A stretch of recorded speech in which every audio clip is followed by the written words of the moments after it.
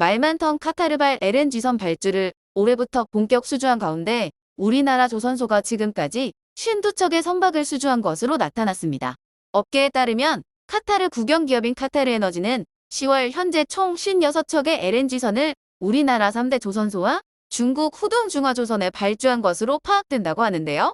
대우조선해양에서 18척으로 가장 많은 척수를 수주한 가운데 현대중공업과 삼성중공업에서 각각 17척, 중국의 후동중화조선소에서 4척을 수주하였습니다.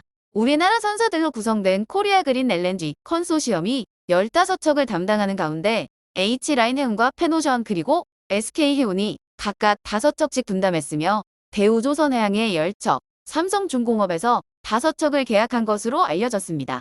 LNG선의 척당 가격은 2억 1,400만 달러로 현재 2억 5천만 달러에 육박하는 가격보다 훨씬 저렴한 가격으로 계약을 맺었는데요. 대한민국 국적선사들은 카타르 프로젝트에 대응하려고 합작 설립한 코리아 그린 LNG와 신조선을 장기 임대하는 계약을 체결했고 계약 기간은 최대 15년이며 4에서 5년마다 2번의 계약을 추가 연장할 수 있는 옵션이 포함됐다고 합니다. 이 밖에 일본 메이지해운과 이노해운, 그리스 TMS 카디프가스, 말레이시아 MISC가 대우조선해양에 각각 2척씩 LNG선을 발주했고 미국 투자은행인 JP모건은 삼성중공업에 12척을 발주한 것으로 파악됩니다. 그리고 노르웨이의 크누센과 MISC, YK, K라인, 차이나 LNG 쇼핑 컨소시엄은 각각 10척과 7척을 현대중공업과 계약한 것으로 알려졌습니다. 특히 일본의 MOL은 유일하게 중국 CSSC 자회사인 후동중화조선에 4척의 LNG선을 발주했죠. 카타르 측은 내년에도 나머지 신조 물량에 대한 입찰을 진행할 것으로 보여지는 가운데 중국 조선소들의 LNG선 수주가 심상치 않아 보입니다. 2021년 상반기에 한 척의 LNG선을 수주한 것에 불과한 중국 조선소들은 올해 2022년 상반기에만 벌써 26척의 LNG선을 수주했기 때문인데요. 한국은 올해 63척의 수주 실적을 올리며 1위를 지켰지만 점유율은 96%에서 71%로 하락했으며 같은 기간 동안 중국의 점유율은 4%에서 29%로 7배 이상으로 뛰었습니다.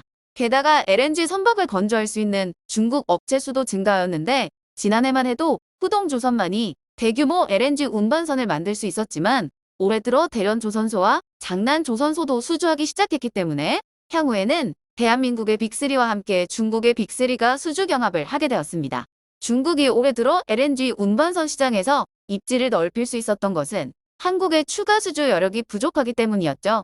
LNG선은 통상 계약부터 선박 인도까지 약 3년 정도 걸리는데 국내의 빅3 조선소에서는 이미 2026년을 넘어 2027년도까지 LNG선을 건조하는 도크가 가득 찬 상황으로 단기간 내로 배가 필요한 해운선사들이 중국으로 눈을 돌리고 있기 때문입니다.